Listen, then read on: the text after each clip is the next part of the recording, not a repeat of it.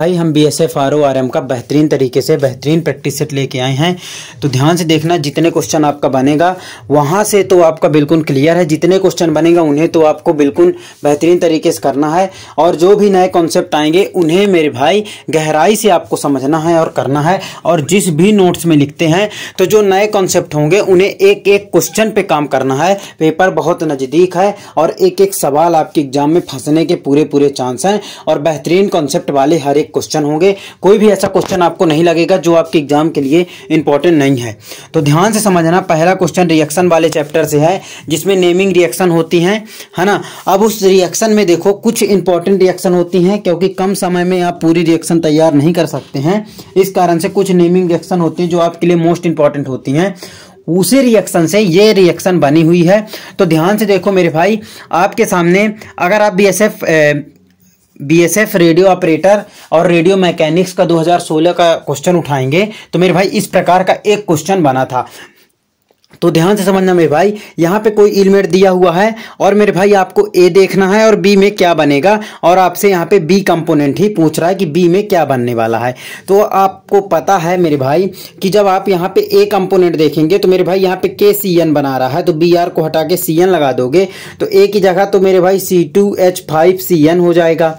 ठीक है, अब ये आपके लिए जरूरी नहीं है कि आगे क्या बना, आगे आप देखो आगे बी में क्या बनेगा। तो याद रखना, जब हाइड्रोलाइसिस HCl के साथ में इस रिएक्शन में करेंगे, और ये रिएक्शन बहुत सारी एग्जाम में बनी है जहां पे क्लास 12th लेवल की फिजिक्स आई है। तो ध्यान से याद कर लेना मेरे भाई, सी ऑप्शन जो है, सी ऑप्शन में जो है ना वो बहुत इंपॉर्टेंट क्वेश्चन है, और ये बहुत इंपॉर्टेंट क्वेश्चन है। बी ऑप्शन, बी जो एलिमेंट बनने वाला है, जो कंपाउंड बनने वाला है, वो मेरे भाई आपके सी ऑप्शन में लिखा हुआ है। तो ध्यान से देख लीजिएगा, रिएक्शन को एक बार पढ़ लीजिएगा। बाकी मेरे भाई आप इसी प्रकार आपको पढ़ना पड़ेगा एक एक क्वेश्चन। ये क्वेश्चन मोस्ट इंपॉर्टेंट है मेरे भाई। आपको ये बताना है कि जो फ्रिज होता है घरों में, उसमें कौन सी गैस होती है जिससे मेरे भाई पानी ठंडा हो जाता है। बताइए कौन सी गैस होती है। तो याद रखना, आपको CFC भी ऑप्शन में मिल सकता है, और आपको ऑप्शन में D ऑप्शन भी मिल सकता है, आपको ऑप्शन में फिरॉन भी मिल सकता है, फिरॉन भी मिल सकता है।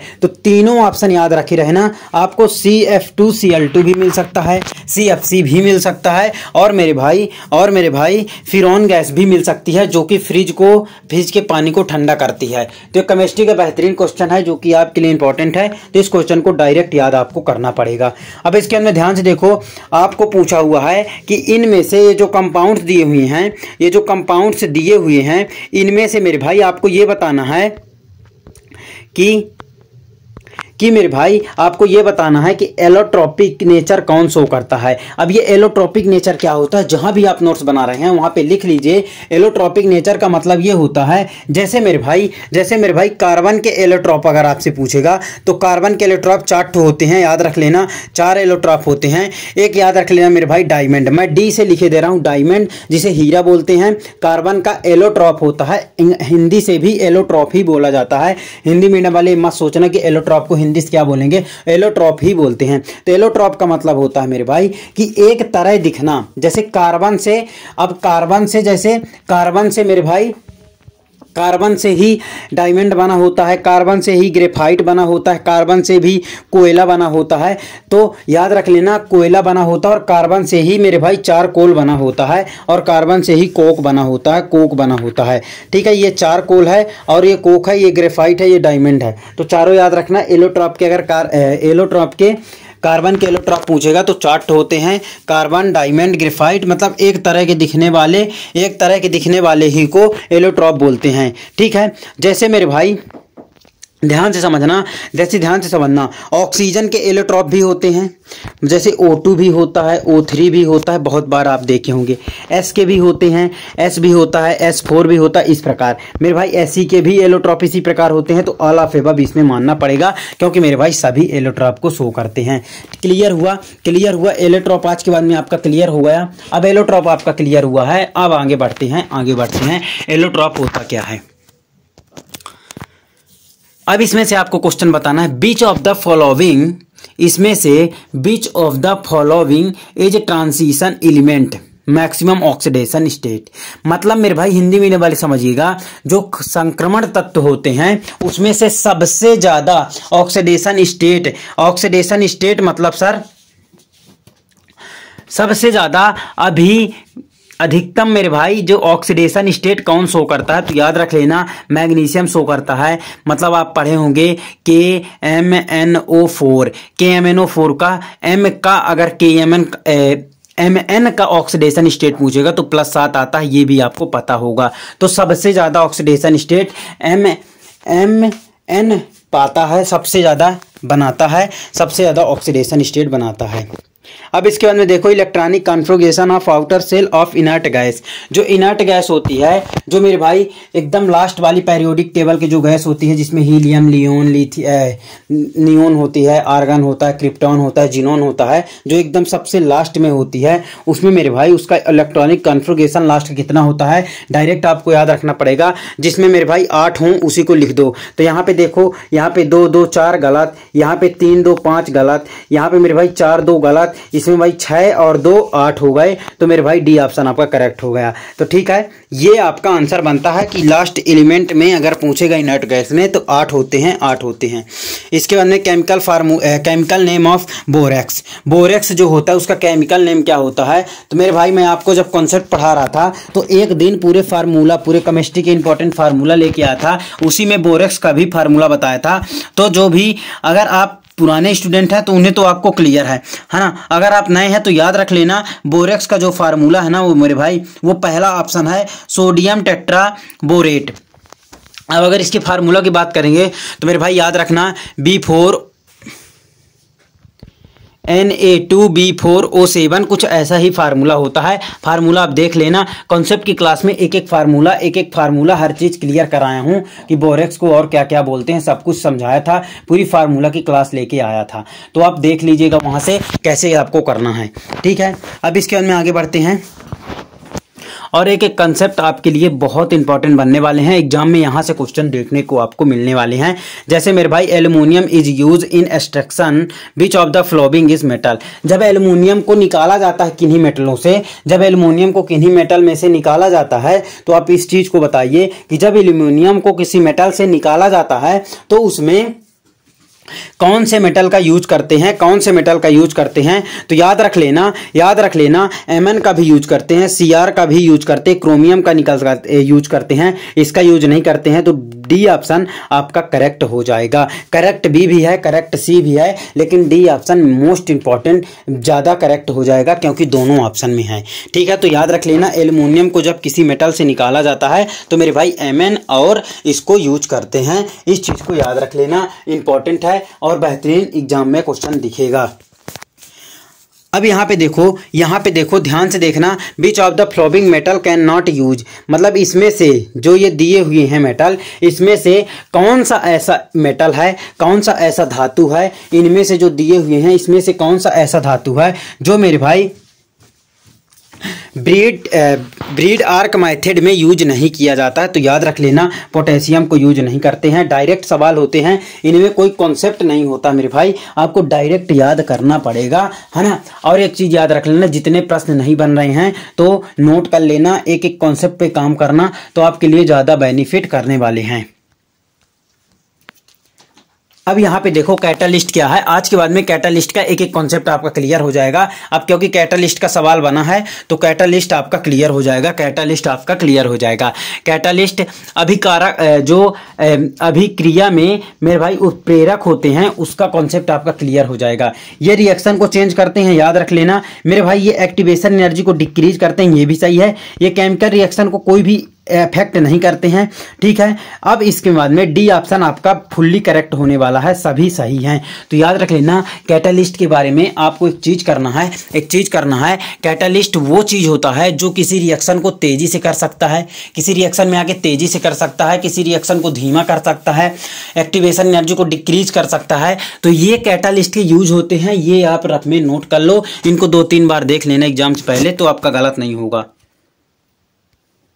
अब इसके बाद में देखो, इसमें ऑर्डर आपको बताना है। ये रिएक्शन दी हुई है, ऑर्डर की बेहतरीन क्लास आपको लिया गया है, लेकिन ये रिएक्शन ऐसी है जो आपको फंसा देगी। आप ऑर्डर तो देखते ही बता दोगे, क्योंकि एक एक सवाल मैं ऑर्डर के बेहतरीन तरीके से आपको कराया था, तो ऑर्डर तो आप बता दोगे। बस इतना याद कर लो कि जब भी आपको सनलाइट यहाँ पे प्रेजेंस दिखे या आपको एच न्यू यहाँ पे दिखे, सनलाइट की जगह एच न्यू भी कभी कभी दिखाई देता है, तो आपको तुरंत जीरो ऑर्डर ऑफ रिएक्शन मार देना है। याद रख लेना, जब सनलाइट आपको दिखे या एच न्यू दिखे, एच और न्यू दिखे, तो मेरे भाई आपको तुरंत जीरो ऑफ ऑर्डर लगा देना है। बाकी ऑर्डर कैसे निकाला जाता है मैं आपको समझा चुका हूं, लेकिन मेरे भाई एक्सेप्शन सुन लो कि अगर आपको सनलाइट और एच न्यू दिखे तो आपको जीरो ऑर्डर ऑफ रिएक्शन बना देना है। ठीक है, आगे बढ़ते हैं। चलिए आगे बढ़ते हैं, आगे क्वेश्चन देखेंगे। क्वेश्चन दिया हुआ है, इसमें से मेरे भाई which of the following does not have colloidal solution, मतलब कोलिगेटिव जो प्रॉपर्टी होती है इसमें से कौन सी नहीं है, जो कोलिगेटिव प्रॉपर्टी है इसमें से कौन सी नहीं है, जो बिलियन की मेरे भाई कोलिगेटिव प्रॉपर्टी होती है वो इसमें से कौन सा नहीं है। तो देखो मेरे भाई, ऑस्मोटिक प्रेशर है मेरे भाई, यहाँ पे डिप्रेशन इन बॉइलिंग पॉइंट ये सब है, ये भी है मेरे भाई। सरफेस टेंशन कहाँ से आ गया मेरे भाई, ये तो फिजिक्स का है, तो यही तो पूछ रहा है कौन सा कोलिगेटिव नहीं है, तो सरफेस टेंशन नहीं है। ये तो सबसे बन गया होगा और सबका क्लियर हुआ होगा। अब मैं फिर से बोल रहा हूँ कि जितने न बने उतने मेरे भाई नोट करते चलना, जो कि आपके लिए इंपॉर्टेंट बनेंगे। अब इसके बाद में मोलालिटी जो होती है, मोललता जो होती है, उसकी मेरे भाई यूनिट आपको मात्रा बताना है, और ये बहुत एग्जामों में बनता है। मोलालिटी, फॉर्मेलिटी और इसमें मोलालिटी, फॉर्मेलिटी, इनकी सबकी आपको यूनिट करके ज़रूर जाना है। तो कल एक सवाल मैं आपको मोलालिटी से कराया था कि इसमें टेम्परेचर का कोई इफेक्ट नहीं पड़ता है, और आज मेरे भाई यूनिट लेके आऊँ क्योंकि यह बहुत इंपॉर्टेंट है। तो यूनिट इसकी मेरे भाई सी ऑप्शन है, मोल पर केजी और ग्राम। तो ये मेरे भाई सी ऑप्शन आपका करेक्ट हो गया।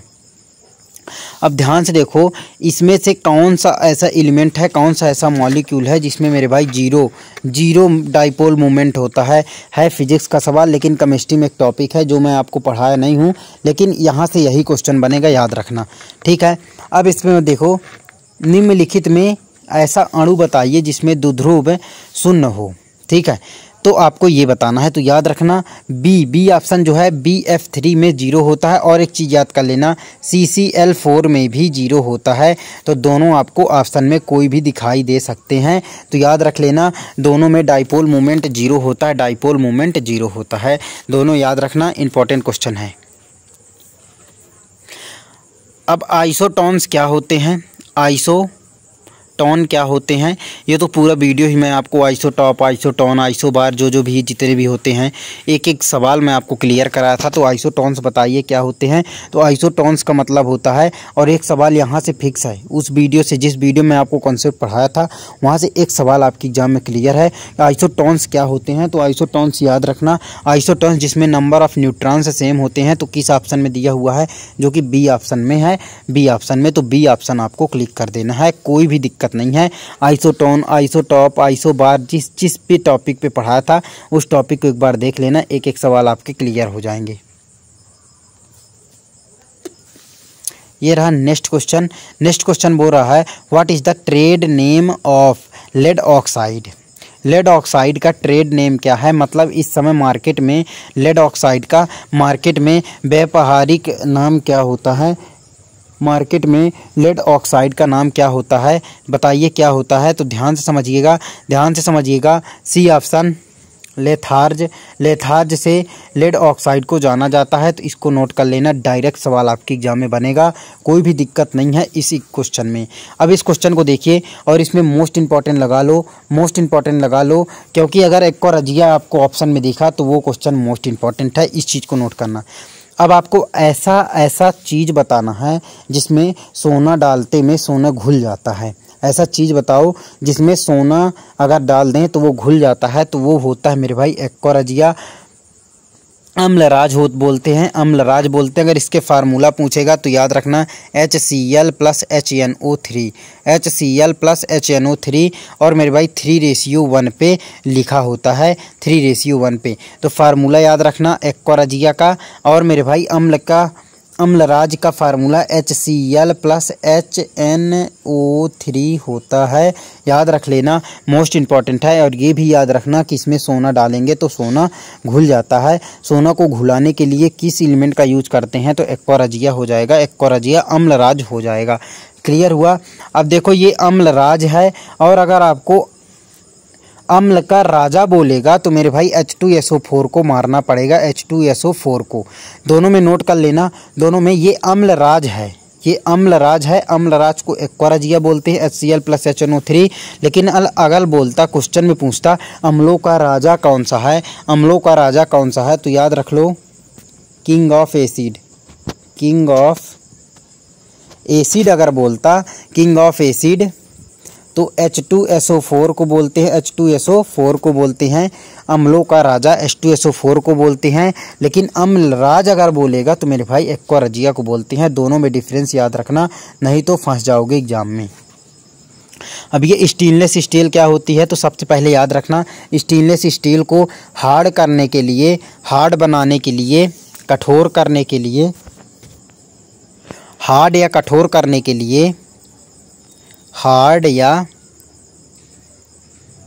कठोर, कठोर करने के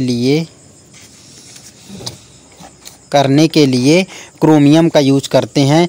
मोस्ट इम्पॉर्टेंट है, मोस्ट इम्पॉर्टेंट है, ये सबसे ज़्यादा एग्जाम में बना है। स्टेनलेस स्टील को हार्ड करने के लिए किसका उपयोग करते हैं, तो क्रोमियम का यूज करते हैं। नोट कर लो प्लीज़, नोट कर लो। स्टेनलेस स्टील को कठोर बनाने के लिए क्रोमियम का यूज करते हैं, Cr का यूज करते हैं। और स्टेनलेस स्टील होता क्या है, तो मेरे भाई ये एक मिक्सचर है, ये एक मेरे भाई मिश्रण है। तो दोनों क्वेश्चन नोट कर लो। हार्ड बनाने के लिए मतलब स्टेनलेस स्टील कठोर हो जाए, इस चीज़ के लिए मेरे भाई, ये इस चीज़ के लिए क्रोमियम का यूज करते हैं, क्रोमियम का यूज करते हैं। क्लियर हुआ आपको बात आपको क्लियर हुई, याद कर लेना, नहीं तो फंस जाओगे एग्जाम में। रबड़ किसका, जो rubber is a polymer pitch of the flowing compound, जो रबड़ है वो किसका बहुलक है, आप बताइए किसका बहुलक है। ये तो बहुत बार आप पढ़ चुके होंगे, क्लास 11 12, अगर आप नए नए निकले हुए हैं क्लास 12 से तो आप इसको बहुत बार देखे होंगे। तो जल्दी बताइए, जल्दी बताइए, रबड़ जो है किसका पॉलीमर है, रबड़ जो है किसका बहुलक है। तो याद रख लेना मेरे भाई, आइसोप्रीन, आइसोप्रीन मेरे भाई। प्रोमीन में मत मार देना, आइसोप्रीन जो होता है वो होता है मेरे भाई आइसोप्रीन। डी ऑप्शन आपका बिल्कुल करेक्ट है। ठीक है, अब मेरे भाई याद रखना, रबड़ को सॉफ्ट बनाने के लिए सल्फ़र का यूज करते हैं, सल्फ़र का यूज करते हैं, सल्फ़र का। ये भी इंपॉर्टेंट क्वेश्चन है। और इसी मेथड को वल्कनाइजेशन मेथड बोलते हैं, वल्कनाइजेशन मेथड बोलते हैं। नोट कर लिए आप, मैं क्या बोला, रबड़ में एक आइसोप्रीन का बहुलक है, पॉलीमर है। लेकिन मेरे भाई अगर रबड़ को फ्लेक्सिबल बनाने के लिए सल्फ़र का यूज करते हैं, और उसी मेथड को बोलते हैं, उसी मेथड को क्या बोलते हैं, उसी मेथड को वल्कनाइजेशन ऑफ रबड़ बोलते हैं, वल्कनाइजेशन ऑफ रबड़। ठीक है। अब बीच ऑफ द फ्लोबिंग इनर्ट गैस, मतलब जो इनर्ट गैस होती है, मैं फिर से बता रहा हूँ, इनर्ट गैस से बहुत सारे सवाल बनेंगे। इनर्ट गैस जैसे हीलियम हो गई, आर्गन हो गई, क्रिप्टॉन, जीनोन, ये सब मेरे भाई इनर्ट गैस कहलाती हैं। तो इसमें कौन सा ऐसी इनर्ट गैस है जो कंपाउंड फॉर्म करती है, कंपाउंड बनाती है, तो याद रखना जीनोन। आप देखे होंगे जीनोन F2, जीनोन F3, 4, इस प्रकार आप बहुत सारे ये कंपोनेंट बनाती है, तो जीनोन हो जाएगी। ठीक है, जीनोन हो जाएगी। ठीक है, लास्ट सवाल देखते हैं, लास्ट सवाल देखते हैं। और इस सवाल को मेरे भाई, इस सवाल को आपको बेहतरीन तरीके के साथ में कमेंट बताना है कि आपको क्या आंसर आने वाला है। नए हैं तो चैनल को सब्सक्राइब कर लीजिएगा और ज़्यादा से ज़्यादा दोस्तों को शेयर करिएगा। और